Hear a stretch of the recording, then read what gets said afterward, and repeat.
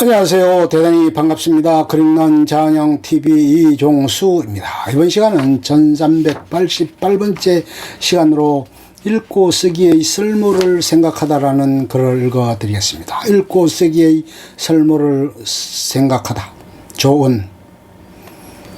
연말이 가까우면 서점을 한 번씩 둘러보게 된다. 올해는 좀 일찍 서점에 들렀다. 뭔가 막막함에 부딪힐 때는 서점으로 가는 발걸음이 발동했다. 대형 서점에는 현란한 제목의 책들이 그득했다. 대한민국 현대사의 획을 긋는 사건이 넘쳐난 한 해답게 정치, 경제, 역사 쪽에는 읽어야 할 책들이 절비했고 인문학 쪽에도 촘촘한 사유의 책들이 빼곡했다. 한 권만 사서 서점을 나왔다. 이용남 할머니가 쓴 97번의 봄, 여름, 가을, 겨울이라는 책이다. 덜쳐보다 낮에는 뻐꾹새 우는 소리를 들으면서 일을 하고 밤에는 솥종새 우는 소리를 들으면서 이 글을 쓴다 같은 단순한 몇 구절에 끌렸다. 맞춤법이 여기저기 틀린 것도 여백이 많은 것도 마음이 같다. 1988년부터 글자 좀 반듯하게 써볼 셈으로 그날 몇 자 적다가 30년이 됐다.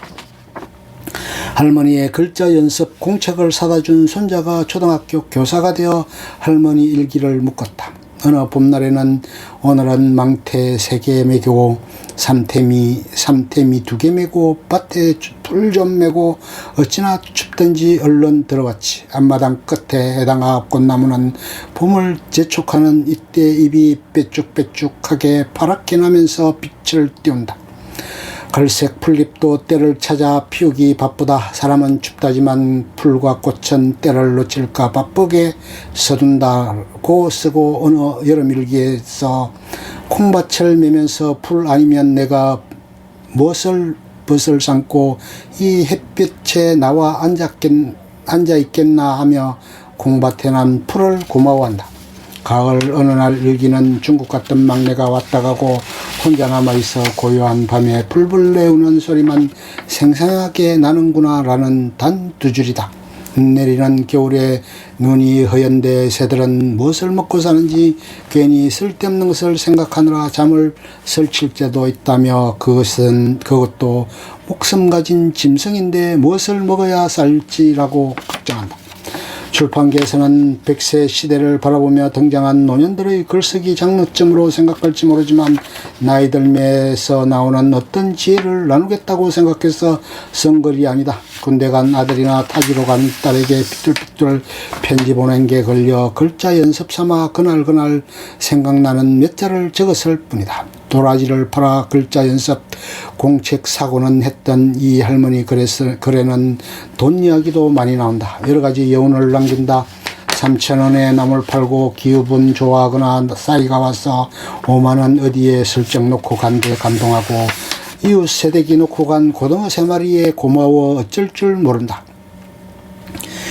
봄이 오자 밭에서 나생이 쑥, 달래, 꼬들빼기 4가지 나무를 캐서 아침 7시 차를 타고 장에 나가 신문지 깔고 면무더기 만들어 15,000원쯤 만들 생각이었는데 장사꾼 여자가 오더니 덮어놓고 주워 담고는 10,000원 주고 가버린 것을 놓고 앉아 팔면 15,000원 만들 수 있는데 내가 덜 받으면 장사꾼 여자가 좀 이문이 더 남을 거고 나는 집에서 일하고 내가 받을 것을 다 받으면 내가 일 못하고 장사꾼은 무엇을 남기랴 생각하니 마음이 편하다고 쓴다. 2018년에 97인이 2003년 3월 82에 쓴 글이다. 미국의 초월주의 사색가 헨리 소로가 24년간 쓴 일기 매사추세츠의 봄, 여름, 가을, 겨울을 잠깐 떠올렸지만 고개를 젓다. 누군가 읽을 것이라고 상정하고 사유를 정리한 글과는 다르다. 일기를 쓰는 데는 5만 가지 이유가 있겠지만 단순히 글자 연습하느라 쓴 일기는 처음 본다. 본인이 의도하지 않았지만 기록물로서도 의미가 없다고 할 수 없다. 학교 문턱도 밟은 적이 없는 우리 앞세대의 산골 안악이 절기를 어떻게 느끼고 이웃들과 어떻게 지내는지 그리고 매일 무슨 생각을 하며 사는지를 이처럼 잘 보여줄 수 없다. 우리 제도 교육이 얼마나 쓸데없는 것들로 채워져 왔는가를 반증하는 기록물이기도 하다. 97의 봄, 여름, 가을, 겨울은 여태껏 꺼내본 적이 없는 내 어떤 기억도 소환했다. 초등학교 때 국어 선생님이 보내주셨던 편지 봉투가 그렇게 떠올랐다.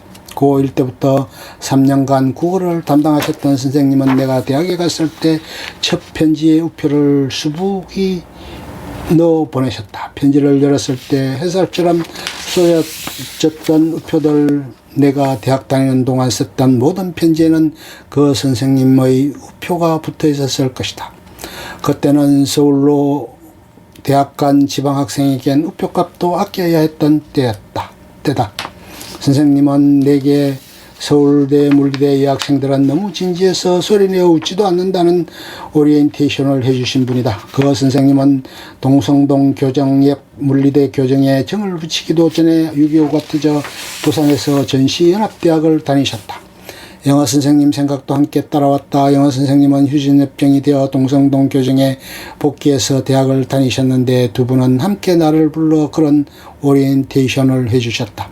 대학에 와보니 크게 웃지 않는 여학생이 없어 일순 당했다. 경제발전 5개년 계획이 확정된 해에 대학에 입학한 우리들은 물질적 풍요를 만끽할 준비가 되어 있었고 캠퍼스는 화사한 옷차림의 여학생들 웃음소리가 그치지 않았다. 군합발이 대학 정문을 지키고 있었지만 영국 문화 연구자 리처드 호가트가 영국 노동자 계급의 삶과 문화를 쓴 책 The Uses of 리트러시는 우리말로 읽기 쓰기의 효용 또는 교양의 효용으로 번역된다. 읽고 쓰는 문해력이 교양의 영역임에 동의하지만 이 할머니의 일기를 읽으면서 읽고 쓰기라는 말에 쓸모를 붙여본다. 더 마음에 와닿았다. 국정감사에서 경제위기라는 용어 사용을 놓고 때 아닌 문해력 논쟁에 주먹다지까지 가는 뉴스화면을 보았다. 우리 사회 식자층에서 문해력의 수준이 우려할 수준임은 분명하다.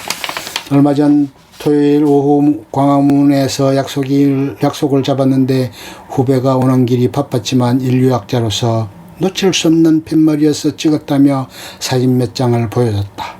내 눈길을 끈한 팻말에는 이렇게 쓰여 있었다. 내 자식은 미국 유학, 네 자식은 촛불데모, 흠잡을 데 없는 옷차림에 당당하게 쓴 팻말, 그리고 남의 눈을 의식할 필요도 없다는 듯 선글라스도 모자도 마스크도 쓰지 않았다. 잠깐 심호흡을 하면서 읽고 쓰기의 쓸모를 생각했다. 마침 사무실에 들른 제자한테 그 팻말 사진을 보여줬더니 그게 자랑이라고 들고 있을까요? 창피한 건데 하며 한심해했다.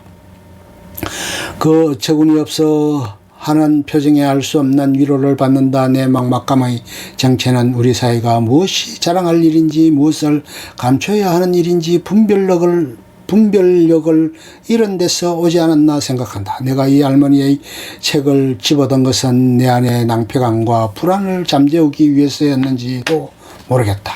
남북회담이 열리고 북미회담이 열렸고 남북 정상이 분단선을 나들고 있는데도 한반도의 운명은 우리 손에 달린 것이 아니었음을 새삼 깨닫는 이상한 열패감에 묶인 불안도 한 축에 있지만 그보다도 30여 년 가르치는 일을 업으로 삼아왔는데 최근 연이어 터지는 교육계 사건들을 보면서 가르치는 업에 대한 낭패감이 막막함으로 전이된 불안감도 한몫한 듯하다.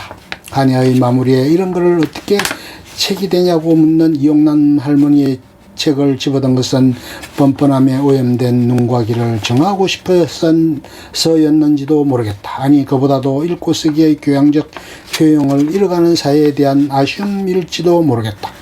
이 글을 순박한 삶에 바치는 헌사로 생각하고 시작했는데 소소한 글쓰기의 여백에 우리는 어떻게 비치고 있는가를 생각하게 됐다. 이 글을 끝내가는 시점에 1991년 봄이라는 강기훈 유서대필 조작 사건을 다룬 다큐멘터리를 보다가 거기서 수도 없이 등장하는 쓴다는 말이 아프게 폐부를 찔렀다. 읽고 쓰기의 쓸모를 다시 생각한다. 끝. 좋으면 좋아요, 구독, 알림 설정 눌러주세요. 감사합니다.